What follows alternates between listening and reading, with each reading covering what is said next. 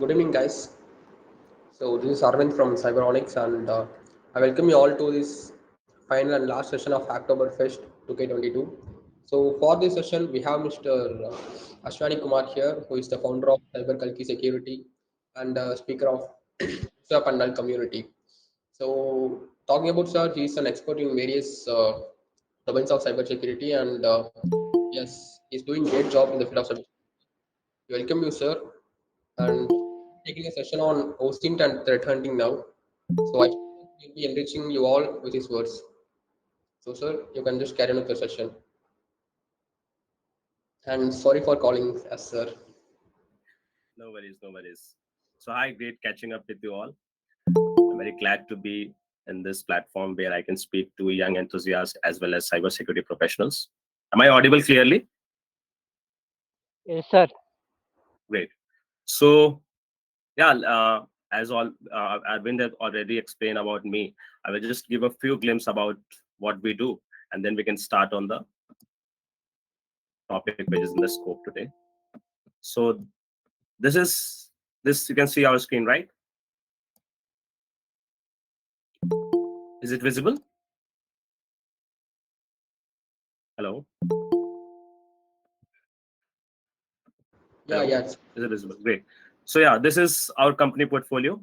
This is what we do. I will not spend time here advertising my company. It's just to give you a glimpse about where I came from.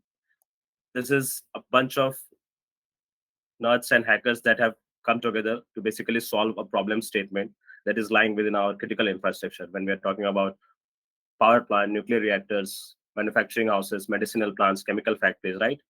These are outdated, obsolete infrastructure which are currently being automated and running large amount of infrastructure which is required to run the economy as well as the public need. So we are here to solve the problem, and we are also providing large amount of business in cybercrime investigation, open source intelligence, and we are discussing today about this threat intelligence, right? Threat intelligence is something which is prior, you have to get an idea about before you jump into threat hunting. So I will go into more detail when I cover the slide.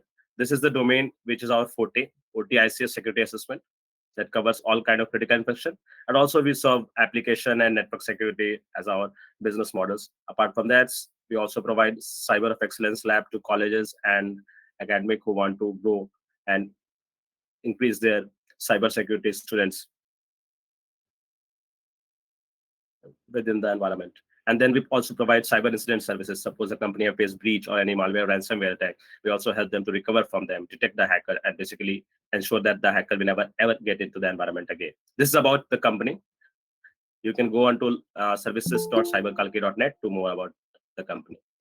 Now, something about me, as I've explained that I've always been a part of cybersecurity from like 5 or 6 years, and I've basically provided assistance to a lot of government and international agencies.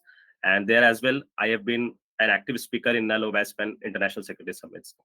Moreover, what I aim to provide by providing talk like this is basically to inspire young enthusiasts and to provide them a guidance as how to approach to a particular cybersecurity domain, because we all know that you cannot cover everything, every tool, techniques, and procedures, and you can't give every sort of knowledge in a 1 hour, 2 hour session.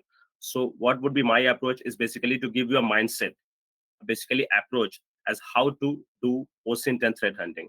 So, I will jump directly to there. Let me stop sharing my screen, and I will go back to the presentation.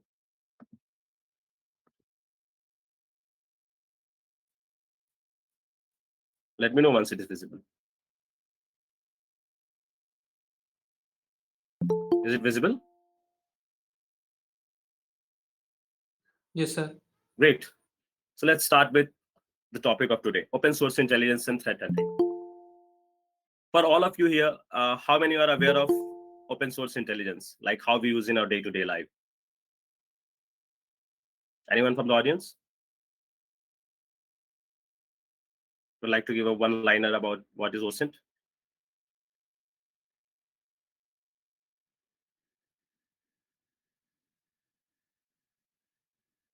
Anyone? Someone have pinged up. Let me check. gather information, right? You're right. It's to gather information. So yeah, basically this all started when nations started having its own source of intelligence during the World War era. There were spies all around the world that was sent to gather information about a particular target, right?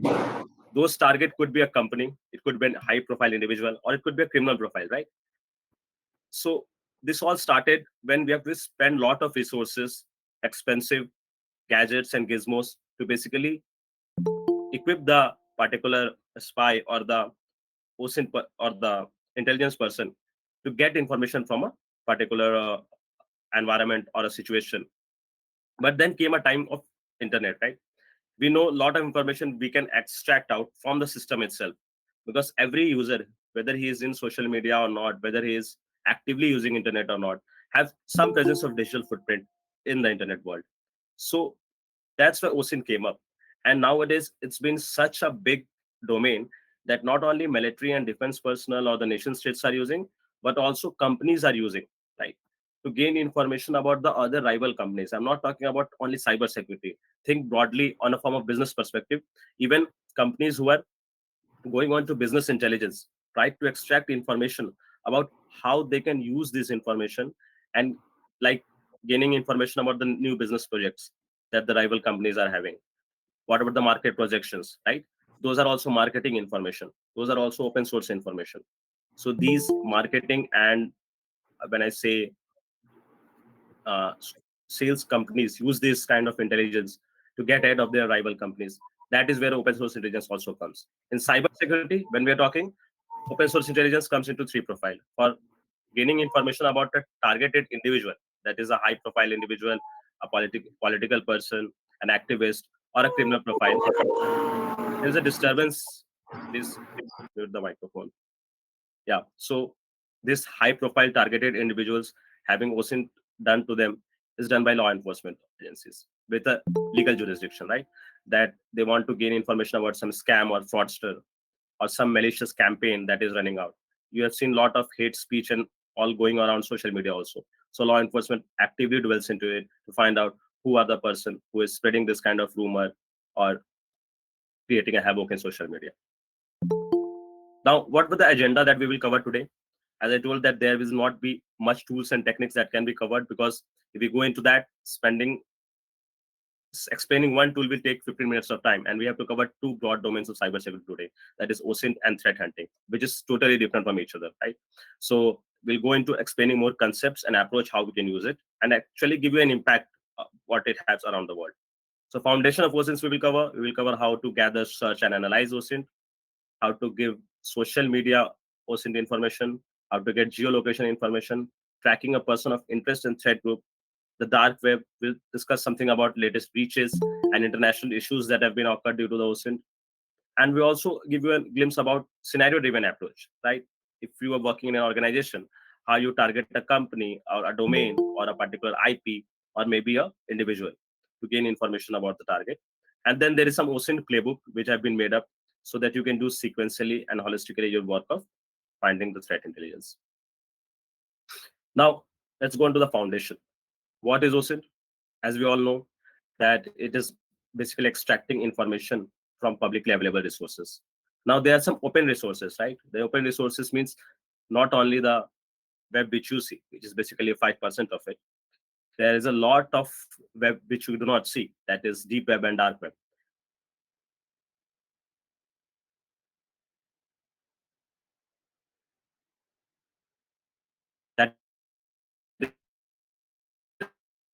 Is 95% accumulative, which to valuable data, because raw data will not help you to gain intent. You have to filter out large amount of gibberish data. You have to connect the dots, and then you can reach up to a final conclusion, as this is something what it is.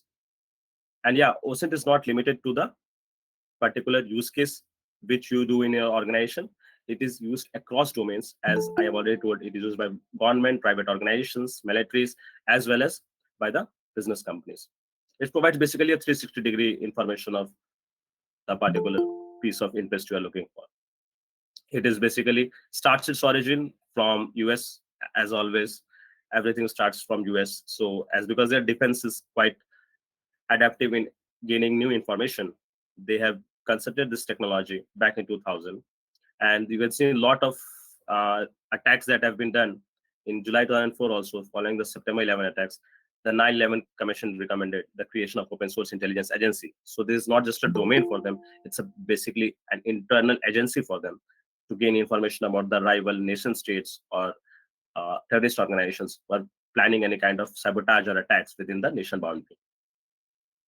You can see a lot of other information I've also given about 2009 Green Revolution attack of Iran. So sometimes dictatorial regime does this to gain information about their activists and who is trying to do any kind of sabotage to the country itself. These are the evolution. These are the mainly spectrums of OSINT, which you can see. There is a darknet OSINT, which we called as gaining information from the dark web, right? About a hacker campaign, or suppose a particular video which is being spread, or any kind of crypto transaction that is being happening, right? Any kind of marketplaces that is being offered which is illegal. You can find those information in darknet. Human is basically 80 to 90% of human use cases are done by the military and defense itself. It's basically gaining information about the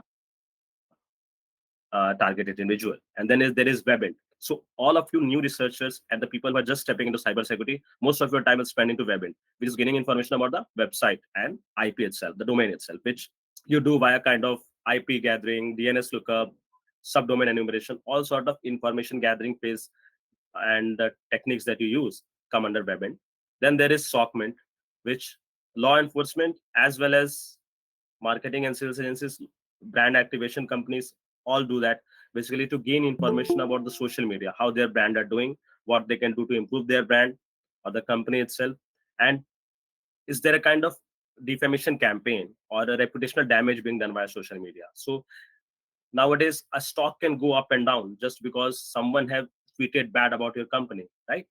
A nation can go have a, if someone at a high profile individual have tweeted bad in a social media, which could create chaos within a country, right? So social media is a very uh, important things to look by in terms of intelligence. And there is GeoInt. GeoInt is heavily used nowadays in case of warfare, also in case of targeting, because you see a lot of drone attacks and have been happening, and a lot of war crimes also been happening, especially in this era of Russia-Ukraine cyber war. So GeoInt comes into play there, where you can actually geotag a particular uh, suppose missile have been dropped on a particular location. You want to know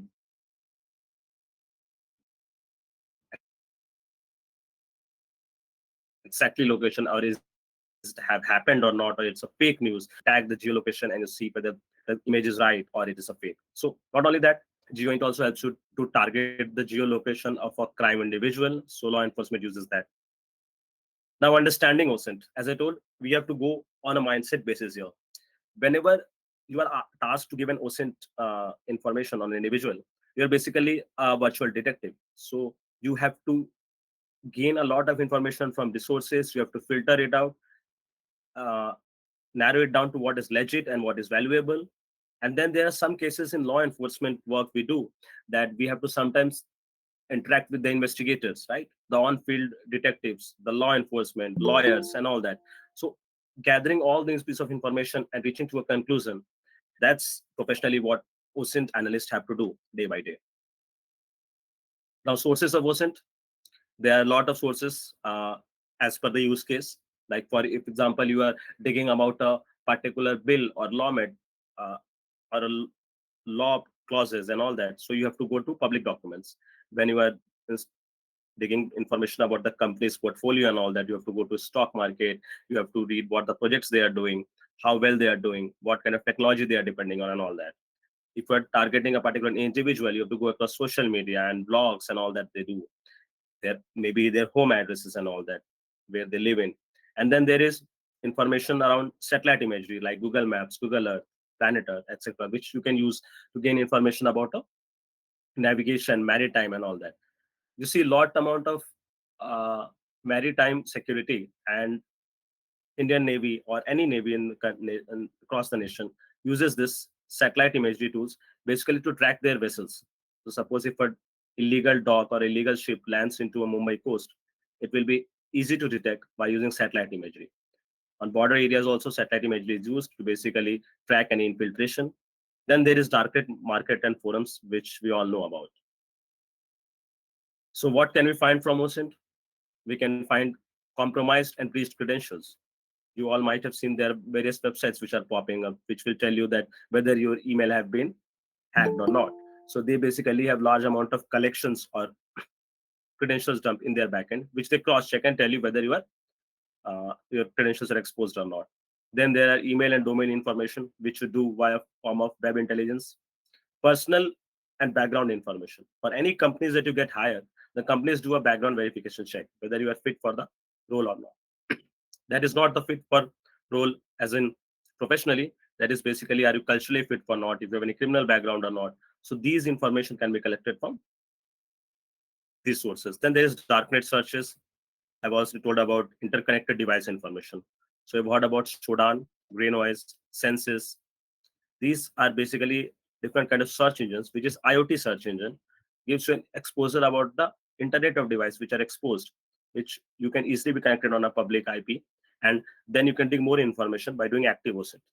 So all of these information, as you guys see, is basically a passive information. You are not actively hitting the target. You are basically extracting the information without knowing the adversary or without knowing the victim, that without knowing the target, that they are being scrolled upon, the information is being dig upon for them.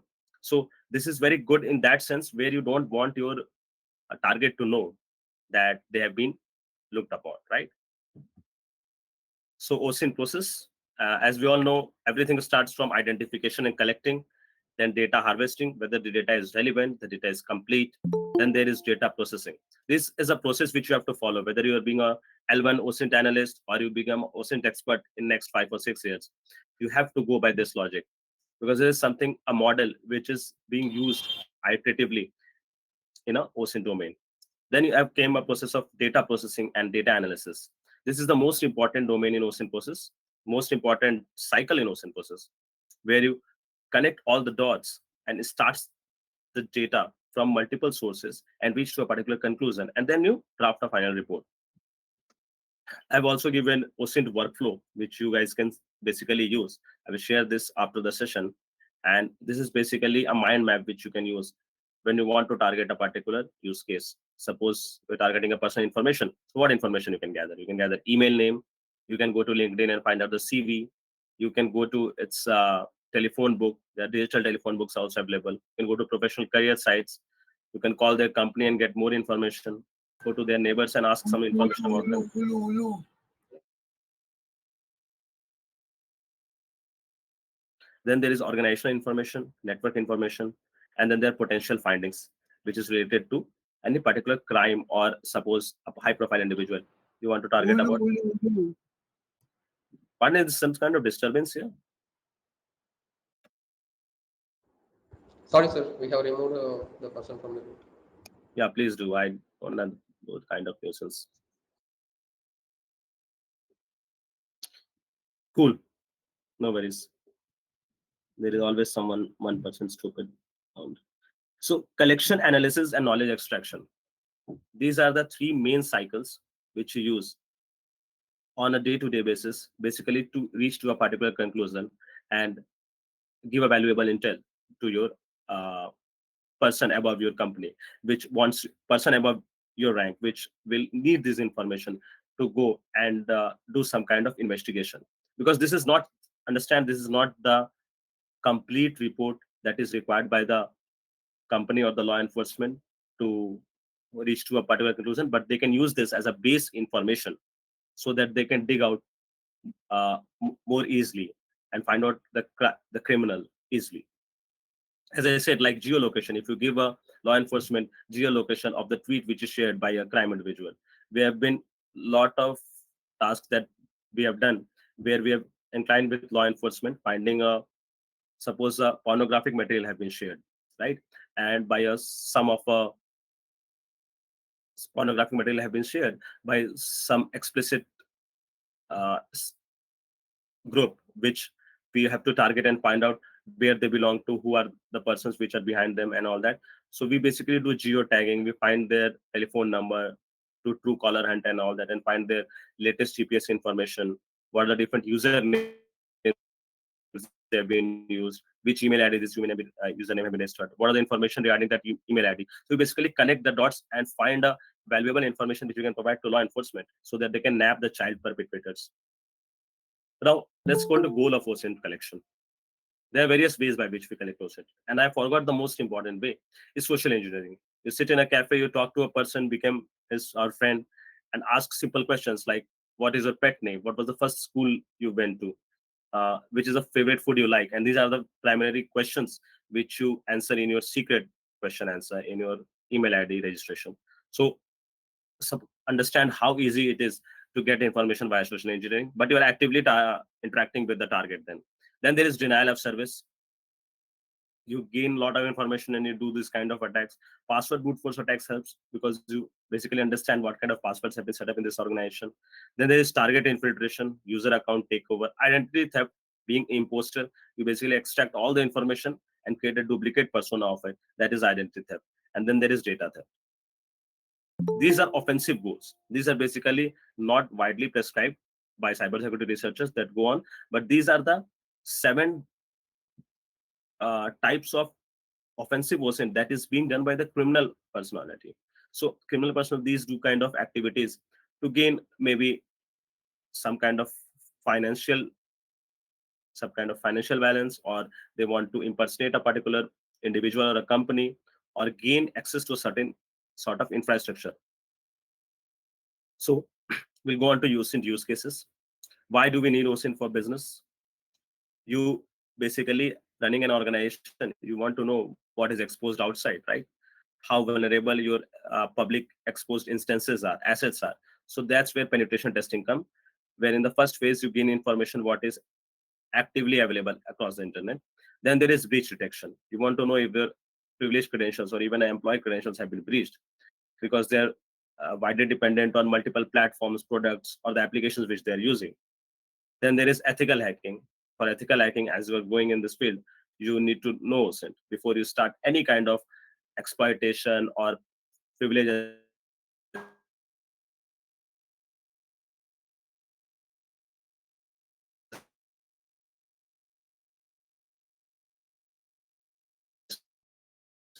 So you need to understand what kind of escalation or persistence. The first monitoring hacks, or if something bad is happening across the internet, if a new kind of malware or ransomware or a 0-day have been popped up, you get this piece of information first in shatter monitoring. You guys must be seeing this in social media or news articles, but that is not where it comes first. It first comes in chatter monitoring, IRC chats, and then it traveled across the dark web to deep web and then to surface web, and then where normal people comes to see that this is being happening across the internet. What types of OSINT do we have? So there is discovery tools, like any kind of information you want to discover from social media or of a particular website. There are a lot of tools in GitHub or across uh, closed community as well that is available for you to dig information. Then there is scraping tools. When we are talking about scraping, it could be web scraping, it could be directory scraping. These information basically give you metadata about the target, this website or a particular software or a company. Then there is aggregation tools.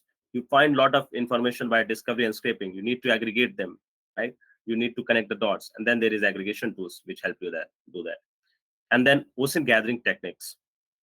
Tactics, when we say, is the different form of analogy that you use.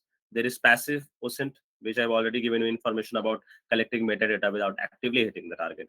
Then there is semi-passive, where you interact with them but not on direct basis. Then there is active OSINT, where you actively hit the target and find out information. And then there is offensive OSINT, where you use this kind of information to gain offensive leverage over that. So when you start with OSINT, what are the few things that you should do before you jump on downloading tools and installing and doing OSINT on a particular target? You set up a platform. I will go into more deep onto that in the next session when we arrange that how we set up and all that, because everything here will require another spence of time to explain how do we set up this. But I will give you a one-liner description of everything that is mentioned here. There are a lot of platforms which are available, like Trace Labs and all that, which provide set of OSINT tools in a particular Linux distro which you can use. Then there is random sock puppet. What we mean by random sock puppet is you create a fake persona. You do not do any kind of OSINT by your name.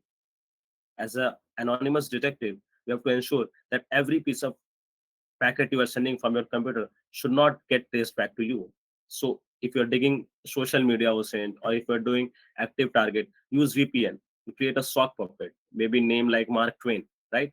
Which could not be traced back to you. Use an image which is not yours. So even an email ID which is registered to that platform should be an anonymous, which could be purchased via Proton Mail or Hotmail, any other, which is cannot be linked back to you. Then there is virtual OSINT systems and mobile emulators, which you can use. For example, if you are doing any kind of OSINT on Telegram, finding information about a criminal group or that have been running on, you basically interact with them, but do not use your own mobile number. Use virtual mobile number that you can purchase from burner.com or Numero. There are a lot of virtual SIM providers across the internet. You can purchase a SIM from for any country or any city across the world. There is using VPN. VPN is very much needed so that they cannot trace your real IP. Sometimes criminal profiles are doing a lot of OSINT checks. So if you're targeting them, they may get trace your IP, and that will be a serious consequence to you because you don't want to get traced back by those criminals, right? Then there is leveraging different web browsers. Make sure all your network packets go via proxy chains. So if you're using VPN, that is not required. And the eighth point, which is very much important if you're doing a high bandwidth OSINT analysis, suppose you are finding large amount of malicious campaigns that is going for a company, or like Twitter, there is always some kind of defamation campaign going on right now in the Musk Twitter war. So what you can do is you can set up Elasticsearch, and it will log every kind of websites you visit, every metadata that you analyze, and stores in a one place. And then you can basically tag itself and give identification to the target data. So what kind of valuable intel you need, and you can basically filter out the unrequired data. Now we'll go on to gathering, searching, and analyzing OSINT. These are the OSINT use cases.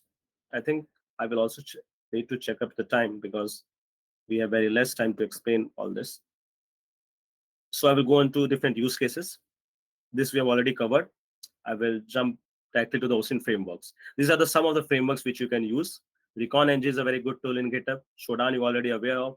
Maltigo is a very good tool if you want to find information about the every sort of attributes that is possible for a target. So for example, if you scan IP, it will not only give you the IP DNS infrastructure details, but also give you who it is registered to, which email ID have been used as a registrar for that IP, where does that IP servers belongs to, on which city they belong to, right?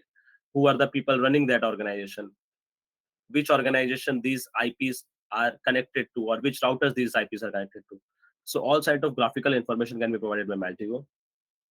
Then there is a commercial solutions like recorded feature, right, which provides high amount of intel for any kind of IP or domain. Then there are different frameworks which you can use. I personally prefer Shodan, Greynoise, Google Hacking Database, Mariam as a tool, and then there is OSINT framework, which you can basically go into the website and search something about it. There is a search engine Recon. These are the search engines which you can use in your day-to-day life, and obviously some of them would be new to you. So please go and look onto that. These are the search engines apart from Google, which can also give you a lot of information. Because if you think that Google is the only place of information, then you are wrong. There are a lot of information which you can find in InfoSpace and Bing and eLocal Finder locally, because Google will give you a ranking on the basis of its page ranking algorithm, and that is where a lot of information is being hidden because they're not paying Google, or they're not doing any keyword SEO and all that. So you miss those kind of information. Google dorking is a famous concept. It's like you go and do some sort of character search on Google, in URL, in text, in link. These are the famous words which you can use, and you can basically find out admin pages exposed, database files exposed, or sometimes config file exposed. This we use heavily on web intelligence to find any unconfigured or misconfigured files on a web servers. Then there is chat forums. I already told you about chat forums. These are very good point if you are new to hacking and you want to get access to more and more online materials. You can get this here. Then hate symbol analysis. This is something which we do a lot of collaboration with law enforcement, basically help them in finding any kind of hate speech and all going on. Dark web search engine. This is a place where I think a lot of people do not have much idea about, because this keeps on changing. But I've tried to keep it up as on updated by today on today's basis. Amia, Dark Search, Torch, Parasite. These are the famous search engines which you can use in dark web. Once you're connected via a dark web search engine,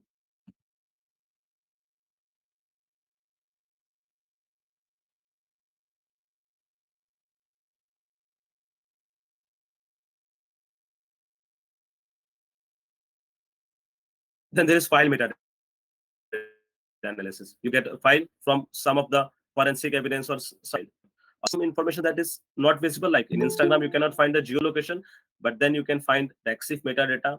In Twitter, you can find the geocode and all that. Then there's addresses and phone numbers OSINT. So this is a good tool, Phone Infoga, which you can use to gain information about this. Then there is email address OSINT. I will give you a glimpse about one of the tool here. Like let's go on to username OSINT, right? This is a username OSINT which you see, and there is an email OSINT. These both are very linked. Suppose you want to get information about a particular username, I will just share my screen and show you how to do that. Just trying to make the session more practical as well. I know I can cover more and more practical tools here, but I can at least show some of the tools here. So we'll do that.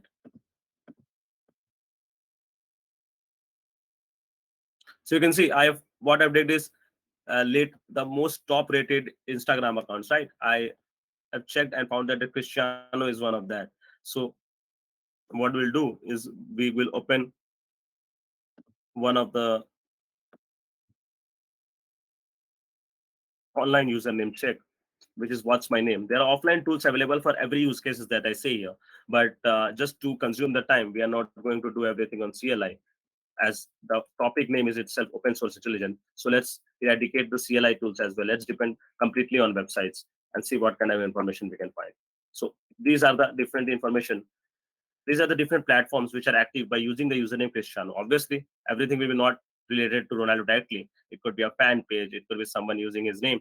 But you can see when you dig about a particular person, suppose Akash, a common name, right? You can see there are few. There are still like 40, 50 available because it's a very common name, right? When you are digging about a particular person with name and title, you can exactly find out on which social media they are active on. Suppose you are seeing a scammer who are doing any kind of scam on Instagram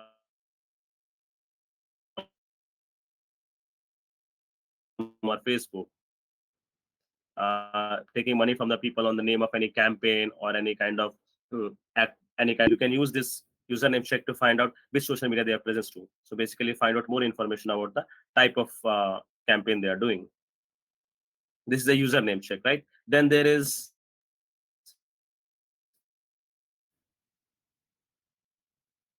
email check. You can go to this. Suppose we're targeting a particular company and you want to know, you don't know any email ID. So how will you find if their email ID is exposed or not, breached or not? So what I will do, I will just use, for example, cyber.net.pk. It's a Pakistan internet backbone, right? I will go dig into that and find, hey, this is some of the people that I can get the email ID. So what you can do from here, you can send a phishing mail if you are an offensive OSINT analyst, right?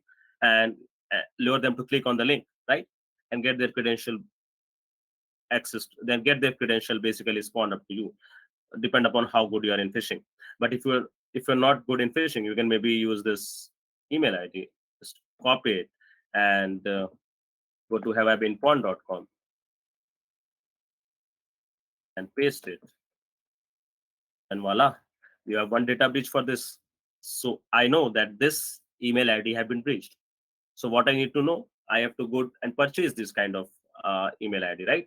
So you have to basically pay to these collection providers and you can get the credential. But that depends. You have to show some legitimacy here, that when you get this kind of information, but it doesn't matter. It is not for guarantee that this credential which has been breached, and that credential password will still work because maybe the user have changed the password. So if you have no user and your money will be wasted. So this is something which is used by us like cybersecurity services company when we have been given contract by the company to do a credential breach exposure. So we found 60 or 70 data breaches, and then we purchase those and try to find actively whether they can be used for any kind of access or not. And when they're used, we filter out and give those kind of credentials only to the company to basically fix, as they can be actively exploited within the organization, right? So I've just given you a glimpse how you can connect the dots. You find out the person username by going on social media and all that. You dig that username across different social media platforms. You find the email ID which is linked to that username. You use that email ID to find if the credential is exposed or not or breached or not, and then you purchase those breached credentials and use it for active OSINT. So this is the way you can do it. Now I will go back to the slide.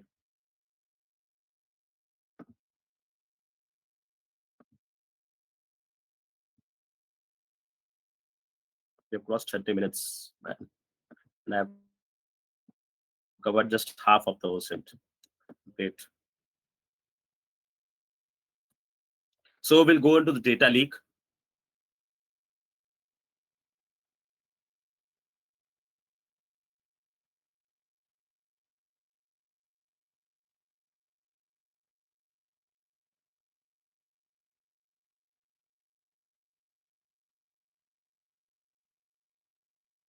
Data leak is something, not only credential leaks, sometimes data leaks also happen in most of the criminal nowadays. Important dominoes, address and phone number are exposed, which is a personal identifiable information. Someone can basically tag who is that person, right? So these information are leaked, which is can be used by third-party sellers or businesses to basically target you for scam, fraud, or any marketing campaigns. So these are all Indian data leaks which you are seeing, right? You can see big basket data leak that also happened. Scraping leak sources. There are famous OSINT tools for that. Intelligence X, Have I Been Pawned, Dehased. So these tools, you can go and look onto it. There are large amount of leaked information that you can find. You can also find data leaks and breaches on the very famous platform Telegram and Pastebin.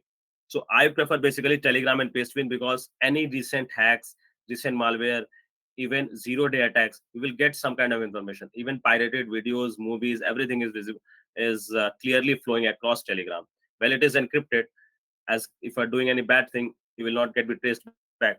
But there are large amount of leaks that is being happening, so we will be at least aware of that. So I will say that you guys should be on Telegram, that because you will have an active intel information, but obviously handle at your own risk because it is being operated by Russia.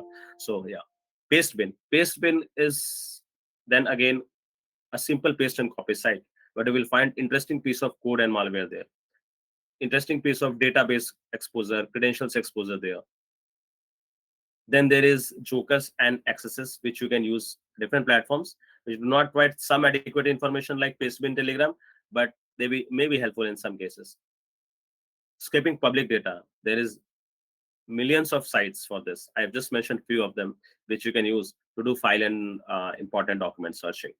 Which is very famous is offshore leak database. This is what journalists have been using to expose an international syndicate or racket which is happening. You guys have recently heard about Pandora leaks or Panama paper leaks, right? These are the international journalists which dig a large amount of information of files and database and came to conclusion that this kind of scam or fraud or tax evasion is being happening, right? So these are the very famous open source information where you can get easily find out about any particular piece of interest. Let's go on to social media. Social media tools, there are few tools that I mentioned here. Obviously, social media, you have to dig about information of the username and find out a different piece of information that can be different category of information or metadata that you can carry out by for that individual. For example, I will just show one of more example here. What I will do is I will do give you information about Twitter analytics. Just a second.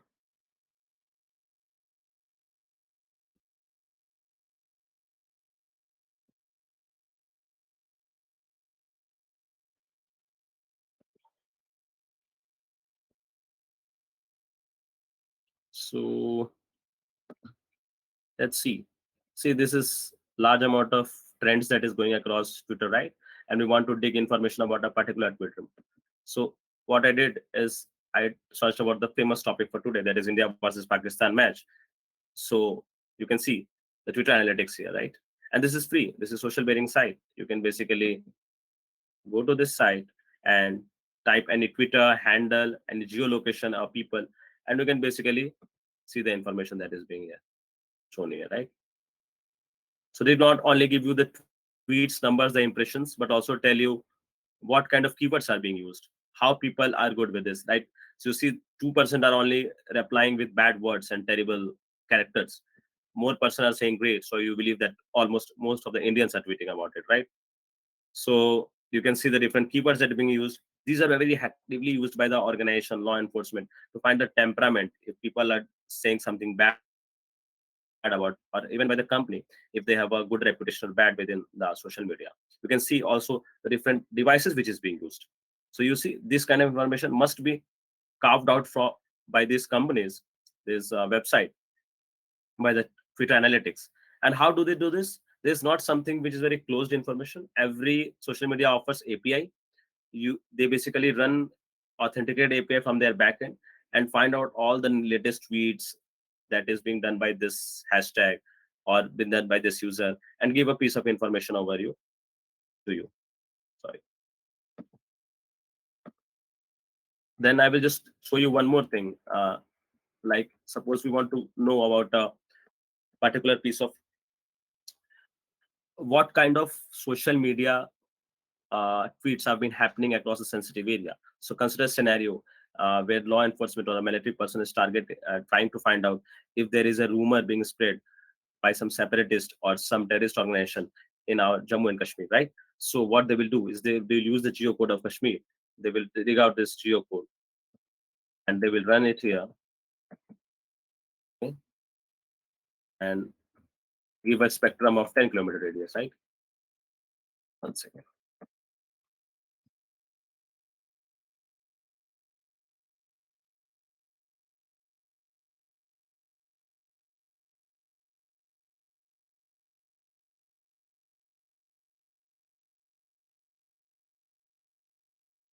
Something bad.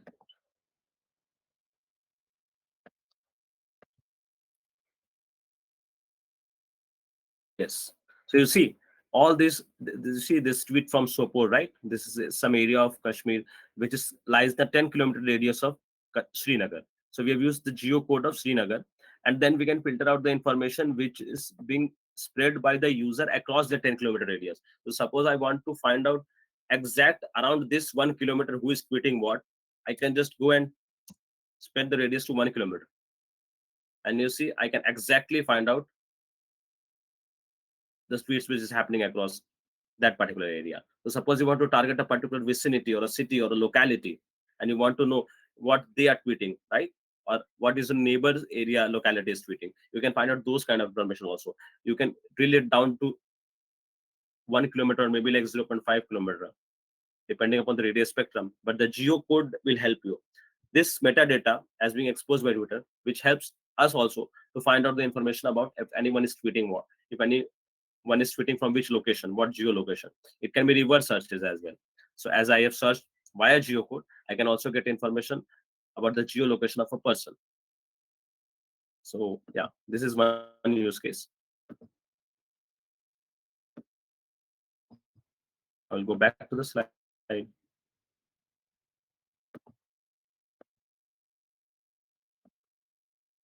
These are the popular search engines which you can use. Now they are real world OSINT cases, like the capital city chaos, right? US law enforcement have basically traced out each and every far right activist that have been involved in this by the terms of OSINT, right? They find out the number plates, they find out the tab, taboos they are imprinted on their hands, the flares and the flags they were using, and basically 80 to 90% of perpetrators were nabbed in a very that week, right? This is because US law enforcement uses OSINT in a very high professional manner.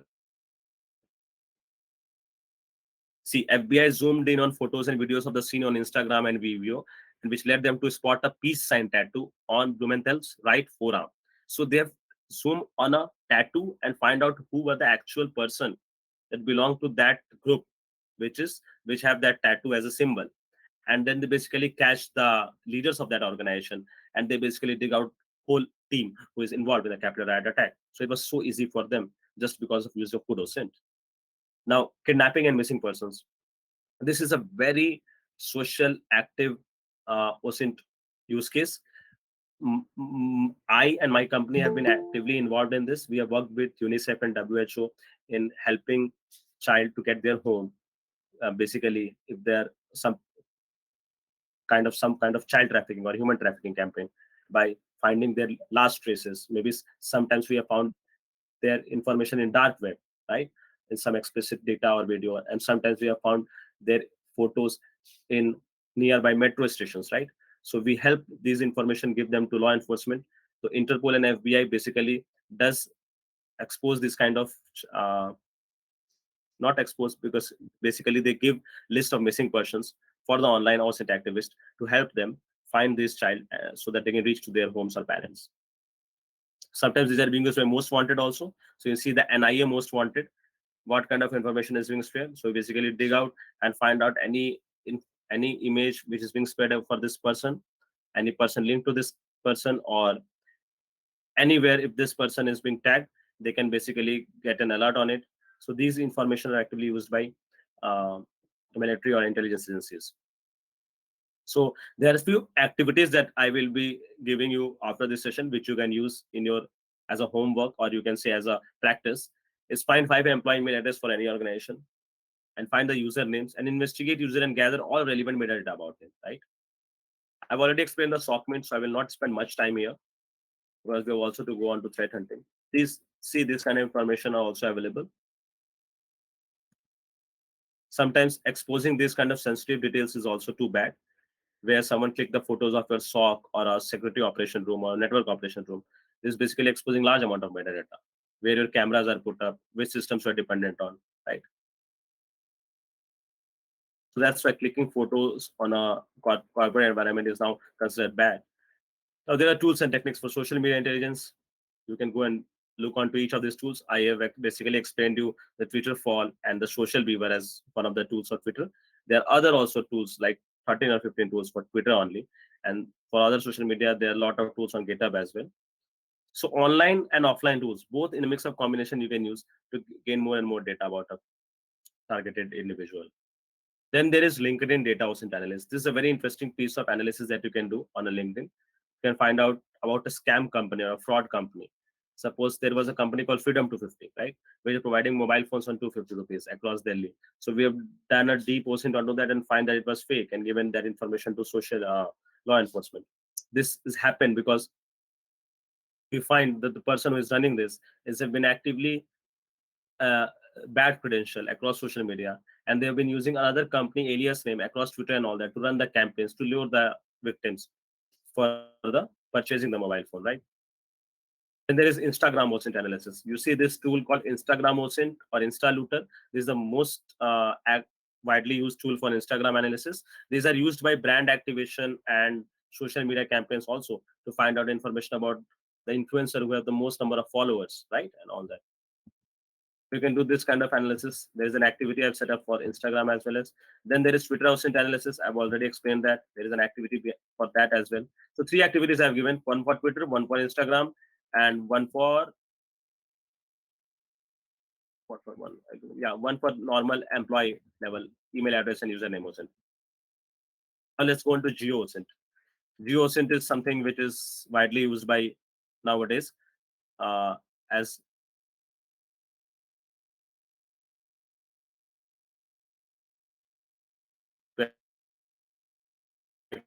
understand any natural damage that there's a city which is being targeted by flood or some kind of disaster. So the geosensing satellite have been actively being used to basically find out the defenses and the terrain and how we can eradicate people out from there, or how we can help the city or the vicinity which is being targeted here. Who benefits from OSINT? Geoint firefighters in case of a big building or a city is being lit under fire, and agriculture to find out what kind of crops should be grown here, how good the agricultural harvesting is going on. Automotive to basically find out different piece of information which is required to improve it. Military and commercial enterprise obviously use it to gain more information for their commercial users or for their citizens, or for helping establish good defense strategies. Tools and techniques. There are a lot of tools which you can cover it. If I will go into GeoInt, there will be another 1 hour session that will require, because you have to be good with sensing geological information. But I've given some glimpse of how it visible, so you can see search Earth data, which gives you good information about any kind of imagery or map you want to find about across the world, and it is updated on daily basis. Tracking person of interest and threat groups. So there is 13 minutes only left. I will spend the time here only on tracking event people. So this is, you can see event and area monitoring. I've already explained the scenario. Disinformation, misinformation. You see a lot of fake information and fake videos and everything is going across. So this is also a cyber threat, which we are actively working with law enforcement to handle this. So this, nowadays the world is not about information, it's about malign information, disinformation, misinformation. So how to handle this, how to tackle this? So there are a lot of ways which we can do this. Then there is a cognitive hacking. There are few of the activities which I mentioned. There are few of the tools which I mentioned for IP and subdomain OSINT, which you can use for web intelligence. Now, they are open source threat feed intel.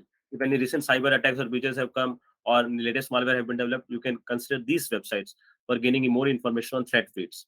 I know there are a lot of information which I'm saying here, uh, and I'm going a little pace, so it may jump to you, but be assured that I will share this slide and you can go and look on each and every tool on a more deep manner and connect to me personally on LinkedIn, and I will help you more to get information about any spectrum of or any particular technique you want to get information. Finding online devices, I've already explained. There are a lot of articles which are published from our company, and also where we have found IoT sensor, gas pipelines, cell towers, power stations being exposed, chemical factories all been exposed due to some misconfiguration, right? So this is a very scary thing, but yeah, finding online devices is very easy nowadays. Now let's go on to surface web, deep web, and dark web. So as I told, you can see the surface web is just 5%, and most of them is deep web and dark web. So this is one of the tool which we used on a dark web OSINT. So you can see the information which you can find here is a chat room links. We search any particular COVID level information, we find that there are a lot of chats across dark web which is using the word COVID. So we can find if anything bad is running. Suppose people are selling fake plasma cells or donating blood over dark web, or finding oxygen cylinders. That times in the pre-COVID era, in the first COVID era, where was the like first month, 3 or 6 months in 2020, it was going across a lot, and there was a very good rumor that was spreading across that remdesivir was one of the medicine which can help you to basically eradicate any kind of COVID disease. But that was a false news. So people were purchasing remdesivir from dark web and all that. So we found those kind of links also. We are monitoring a lot of hidden services, see kind of illegal campaigns that is being done across, illegal content and marketplaces, cybercrime services. So I will not go more into that. I will just give a few glimpses that do not use Tor. Tor is not safe. If we say connect to via VPN, do not mean Tor. Use Proton or any commercial VPN, but Tor is not safe because the last relay, the person can catch you if you're, because the last relay packet is sent by your IP, so who can see their traffic. There are different images that I've shared here, basically different kind of cyber campaigns that I've been doing. And yeah, there are different tools also which I mentioned here. Then there is vehicle and satellite navigation. I will not jump that onto this more. Let's go on to the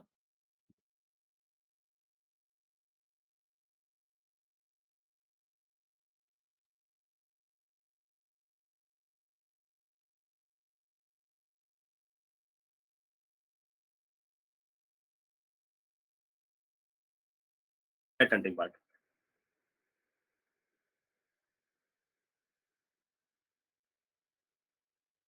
So I think very less time we have. It's just 10 minutes. But just popular tool and take a pause and discuss about threat hunting. You guys get the knowledge of how to use those intelligence techniques. What are the different sites of intelligence that are available across the internet or the dark web? But what do you do when you actually face attacks? And And I'm not talking about now from any other person or individual or a law enforcement, and I'm now talking directly about a person sitting as a security professional in a company, and you're facing a cyber attack. So what we do as a cybersecurity analyst or a researcher is a SOC L1 or a person who's sitting in the SOC comes to us and say, hey, I think there is something bad going across our network, or one of the system is behaving abnormally, or someone is downloading a large amount of file, but user is not aware of. There is something bad happening in any application. So this is a form of threat which we are unaware of, right? And so we have to set a threat hunting cycle here. Basically, hunt for the threat, and not only means finding the threat signatures, finding how our system got attacked or how our network got attacked, but also to gain information about what can we do to protect our systems or network from that. So that I will explain here. The agenda of this is basically to give you a glimpse about threat hunting. What is the threat hunting maturity model? What is the analysis methodologies, the cyber kill chain, and practical scenarios? I will cover some of them. So threat hunting maturity model. All of you who are beginner, you basically lie here, level 0. You basically depend upon routine data collection. Anyone who is working in a new company or a startup also basically finds any kind of, suppose you find any kind of malware attack happening or any uh, someone perpetrating into your environment, you basically find the IPs and all those information, which is very routine information which you can find at the initial level. But then there is a minimal information which for which you company uses threat intelligence tools. Some of the tools I've mentioned, if we have built those tools in your environment, you are using a minimal level 1 threat hunting methodology. Then there is a procedure methodology. The company is good with security, they're investing a lot, and they want a routine data collection. So you are gathering data from large amount of sources of devices, right? And you're using those intels to find out what the different trends of attacks that have been happening, and you correlating those information, your asset information and the type of attack that is happening across the world. And when you correlate those information, you reach to a procedural conclusion. Yeah, this is kind of threat which we should focus and fix, right? And then there is innovative companies like Microsoft, Google, Tesla. They are actively innovating on their threat analysis procedures. And then there is a leading companies like FireEye, Trend Micro, Cisco, Talos. They not only develop a good threat hunting methodology, but also are leading. They publish research and blogging to help other companies to do threat hunting in a more good way. So there are different maturity model where you or a company lies in case of threat hunting cycle. Then there is an analysis space. This I have basically carved out from MITRE handbook. MITRE is a very good website if you want to start in a threat hunting, because they will give you a whole dictionary of threats that is across the internet, and different level of threats which an offensive attacker goes through, right? From initial analysis, that is OSINT and reconnaissance, up to the persistence, command and control, data exfiltration. So you see from the bottom down, there are different kind of activities that have been happening, right? Persistence, privilege escalation, collection, system admin, system activity, user activity, and there is a time window, right? So this basically gives you information about what is happening across at what time coordinate system. So this is a three-dimensional view of threat hunting. Now, this is a diagram which you can use to understand as a beginner what is all about threat hunting. So we start from characterizing, right? We develop, so we basically start develop hypothesis and abstract analysis. If something bad is happening across my company, suppose I will come and say that, hey, this particular file is being tampered and someone have been given root access. So what would my hypothesis say? That someone have just from reconnaissance, weaponization, delivery, exploit, then they install something, then they get a command and control, giving access to a remote server or a botnet, and then they will act, they will do all kind of exploitation, and then post exploitation they maybe want to exfiltrate credentials or delete your server or remove the data, whatever impact they want to do. So these are four standard kill chain models that have been introduced by 4 companies. The different metrics are used for measuring your hunting success, like number of incidents, number of compromised hosts. These are the information which you ask the SOC and one analyst or the person who is sitting in the SOC room, that, hey, tell me number of incidents that have been happened by this IP. What are the detection gaps that we need to fill? What are the vulnerabilities that have been identified at that system? That number of hunts transition, the false positive, and whatever visibility you can gain.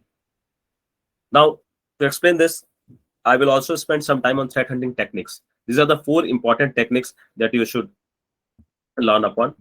So these techniques, when I say about these threat hunting techniques, just a second.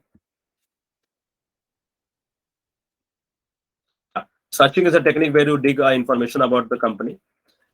Dig information about the particular target, and then you do clustering. You find all those sorts of information, different requests which is shared, which is triggered by that IP or the attacker, and you group them into a particular model, and then you count different indicators which is relevant to that, and on that hypothesis, on that model, you reach you to a particular point where a hypothesis is in conclusion phase. So searching, clustering, grouping, and stack counting, you can go into that to your threat hunting methodology, how efficient it is. Now, at the last point, I will spend some time on practical threat hunting scenarios. Suppose there is a host enumeration. So you can see this kind of command. Someone have got into a AD environment or a lower privilege machine, and he triggered this command, net user. Net user is basically which will give you information about the different uh, hosts which are in the shared local network. So someone have used this command. If they are not network or system admins, they might be malicious. Then there is network enumeration. Someone have run nmap, right? So you can get those kind of information. Registry modification. Someone have gone into and modified your registry settings. This basically helps the attacker to basically remove their traces from the system, or sometimes do persistence damage. Suppose they make themselves an admin, or lock your systems, encrypt your systems. So all this kind of been done by registry modification. And there is scheduled task execution. Suppose you are removing some virus, and every time you restart your system, the virus gets again installed in your system because it has persistence access in your memory. So this is how they do it. Say maybe incorporate that binary over the shell on a WinLogon. WinLogon is which gives a trigger to all scheduled tasks, automated tasks, startup jobs, which starts in your Windows. Similarly, you can do on Linux, right? By cron jobs and all that. So this is something which you can. Someone have pinged over. Anyways, so this is some of the practical scenarios which I mentioned. Now, using these practical scenarios of threat hunting, what attackers do is they lateral movement. They jump from one service to another service. Suppose you get into an environment, get into a website, exploit some vulnerability, and reach to a lower privilege web server, and then you do privilege escalation and reach as a root user for that web server, and then you can jump from one server to another server and do a lateral movement. So depending upon what kind of attacks you can trigger, maybe you eradicate all this activity and plant some ransomware or malware that will encrypt the whole system. So in that case, lateral movement is not required. But sometimes attackers need to go more, have a leverage to go more into the environment in a more intrusive manner. So they want to gain admin access or something, or they want to get access to more and more servers to find out more data exfiltration points, what amount of data they can get, or sometimes jumping to the servers and servers give you information about some passwords or some critical services by which the organization is running. So these are different ways by which lateral movement is done. By shared web route, as I have told, path interception, where you place an executable file in a specified path. Suppose a file upload functionality is possible, and you upload a exe, and that get invoked, right? Remote desktop protocol, you get an RDP access. So these are the famous techniques which you can use. And then again, there is an advanced technique, pass the hash, which is, for the time's sake, I cannot continue on explaining that topic. But this is a very advanced technique which you should use, where every time your system is interacting with the domain controller, they are basically passing the hash. And if you do a man in the middle attack, you can basically detect the hash and get access to the system itself on a user privilege. So I know not covered everything in a more deep manner, but I tried to conclude these two domains of cybersecurity in a 1 hour window. So hope you all have learned something about these of the domains. Now I'm here for questions.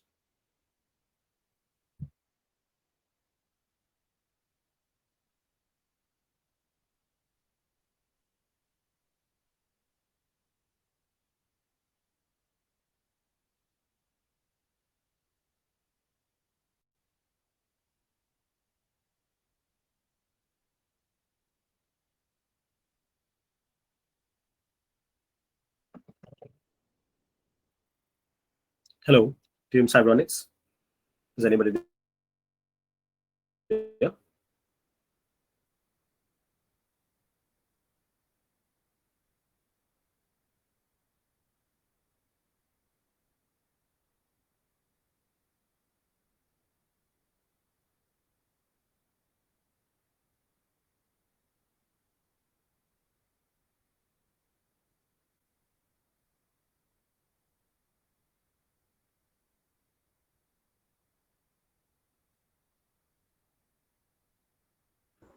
Sir, there are three questions Okay, in the chat obviously box. using dark web Hope you can see that. is not safe.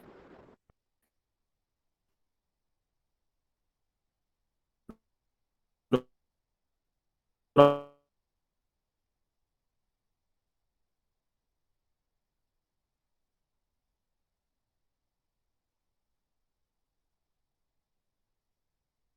will share that. I will share that with Team Cyberonics, my Telegram channel, as well as my Discord ID. That will help.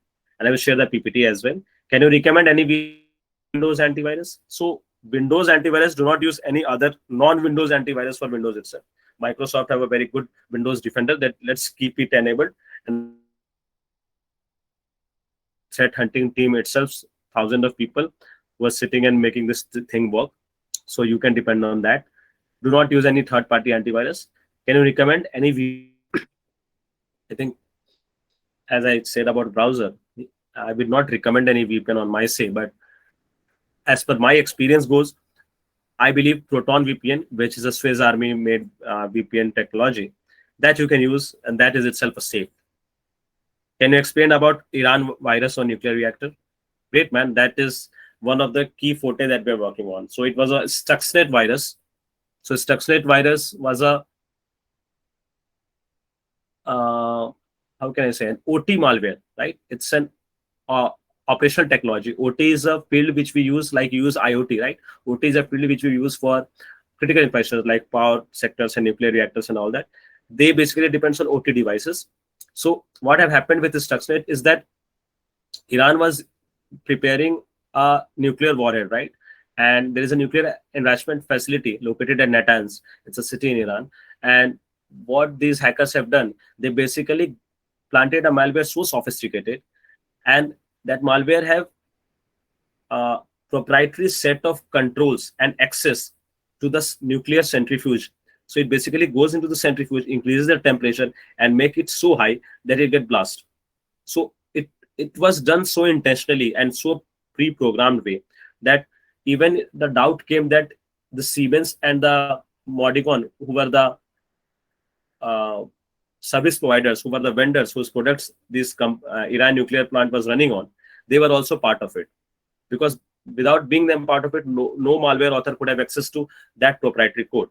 And then the doubt came up to US and Israel also, because their factories, their headquarters were located in US and Israel. So it came to that point where CIA and Mossad was also blamed that they may be actual perpetrator, because they get the advantage, because they are the basically two countries who want to stop Iran from being a nuclear nation. So this is what about the Stuxnet nuclear war, Stuxnet cyber weapon, which was used. And I think that is the first most advanced cyber weapon which have been created by the humans. And now you can find this all codes is easily on GitHub and dark web. People are basically, you can go onto YouTube and watch that people are basically ripping and apart Stuxnet and playing with the code. So we don't know when this next cyber weapon can be used and who they will use for. And yeah, can you share your Telegram? I already told that I will do that. How to do DDoS, and this is not something which we can discuss in ethical course content, but there are tools like HOIC, LOIC, and basically DDoS is nothing if your target does not have a rate limiting or a WAF or compensating controls in their environment. You can basically send large amount of packets. Use any packet crafting tool, find any targeted IP, and send random packets. It's always the cat and mouse game. Suppose the target have only 500 MB servers and your network packet logging reach more than 500 MB, then their system or their service will get tossed. This is how it is. No one knows. There is no foolproof solution for DDoS, and that is the advantage attackers gets always. But to plant a DDoS attack on a big company, because they're running thousands of servers, millions of CPUs, right? Millions of terabytes of data.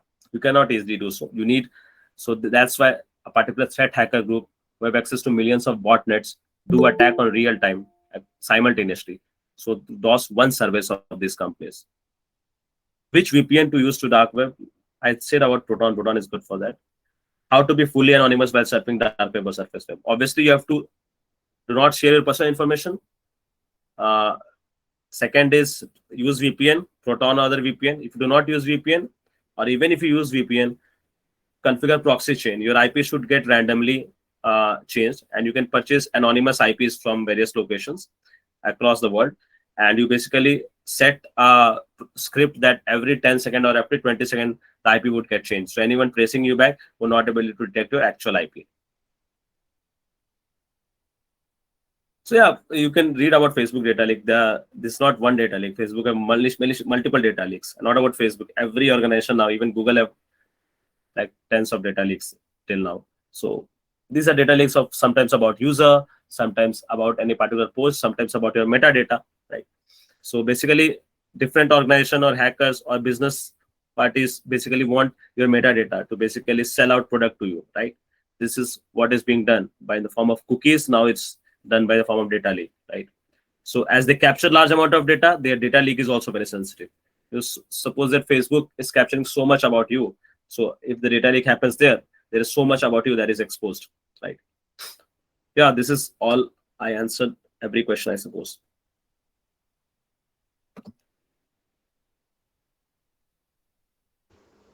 Yeah, sir. Thank you for the session. And Thank I have you. a personal question, right? Like from foreign OSINT and threat intelligence, how we can get a job in this field of cybersecurity? Yeah, that's a nice question. So OSINT, I will say, you guys, as in India, there is a good place now, because when I have started this, I think like 5 years back, there was very less job in the field. But you can go to null jobs, right? I will just mention that here. This is a very good site. We're looking for job in InfoSec. Okay. And specifically, if you're talking about OSINT, the good place to start is working in cyber cell, because law enforcement have large amount of cases which is related to SOC-int, web-int, threat-int, right? So Mumbai Cyber Cell, Delhi Cyber Cell, Gurgaon Cyber Cell, Kerala Cyber Dome, these are the pioneers of cyber cell in India, where you can get your job started. You can basically uh, consult to them, help them in some cases, and if you impress them, obviously they will get handled cases, but that's all bureaucracy. You can get to there, then you have to get a tag along with the ASP and DIGs and all that. But how you can get into companies is, there are companies like Cybele, right? CYBLE. And there are other companies also which have offices in India, and they do OSINT analyst on different scenario, different use cases. So yeah, you can do that as well. You can go on to these companies and apply for as an OSINT intern or an OSINT security analyst L1, right? Now, not only OSINT is limited to this. If you run normal security job in a company as a pen tester, as a hacker, or as a VAPT analyst, application security guy, everywhere you need to know OSINT. It's only how much domain you need to know. That is up to the question of your interest and expertise or the job profile you are in. And yeah, about threat hunting. Threat hunting is something which should not start in like prime days, right? Because first you have to be a good attacker to know how to defend the company. Because if you think that it's easy to defend and then hard to attack, then you're in the wrong shape. They're taking it the wrong way, because once you understand different attacks, once you understand the different technology, then only you can relate and understand how an attacker is getting into your system and doing any kind of attacks. Because you're catching sophisticated hackers who have like 10 or 20 years of experience, and they are not just one people. They can be hundreds of persons sitting in the basement and doing hacking, and we're talking about black attackers, right? So threat hunting is something which should not start in initial days. You should go with pen testing, threat intelligence, learning about tools and technologies, and then maybe like 3 or 5 years you should start doing threat hunting. And once you're in threat hunting, your daily job is basically to be updated on threat research. But you can start now as learning about new threats, learning about different tools these attackers use. And for that, I have already mentioned this website. I will just mention it here as well. This is something which you can use to start with. So this is all the attack matrices, tools, techniques, and procedures the attackers use. You can learn about this and basically keep yourself updated about different threats that is happening across.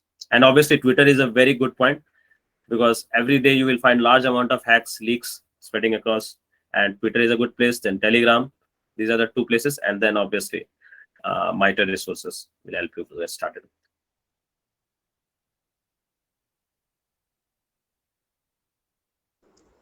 Yeah, thanks for the answer, sir. Thank you. It was really a great session. I hope you had knowledge have enriched all our audience. I will try to And cover thanks for something more here, but due to the time crunch, as I've already told you, Arvind, that this is a very big domain, and just spending 1 hour will not do. So I think I've not done best for my audiences here, but let's try. We have a next session. Let's keep it dedicated for one of a subdomain of OSINT, because just only covering social media OSINT will take 1 hour if we're going practically hands-on, right? sure, sir. Thank you all. Will be Have a more good day. from you. Yeah, thank you, sir. Bye-bye. Thank you guys for joining. Now you can kindly leave the session.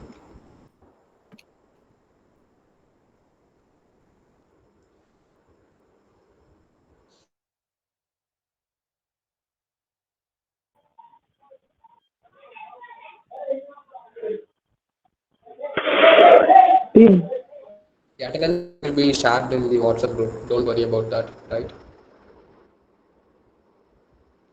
Yeah, thanks for your words.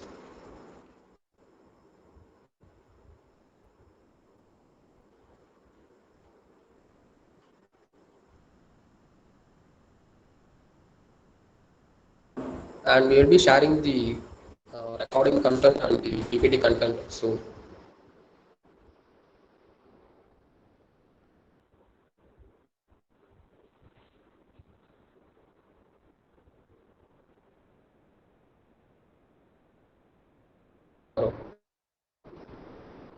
All further content like your doubts and clarifications can be asked in the group. I'll be making the group open.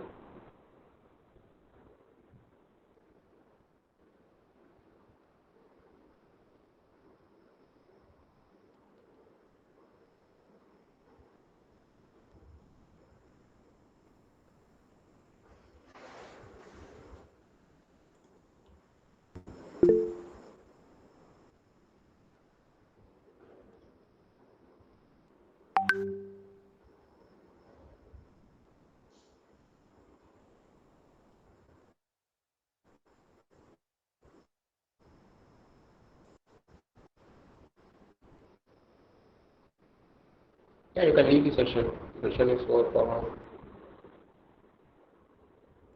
Yeah, thank you very much.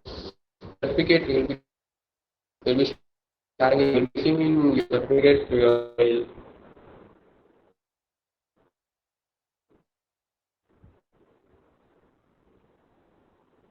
Yeah, okay. LinkedIn profile. Fine. You can just put cyber securities on LinkedIn. It will be showing in the first.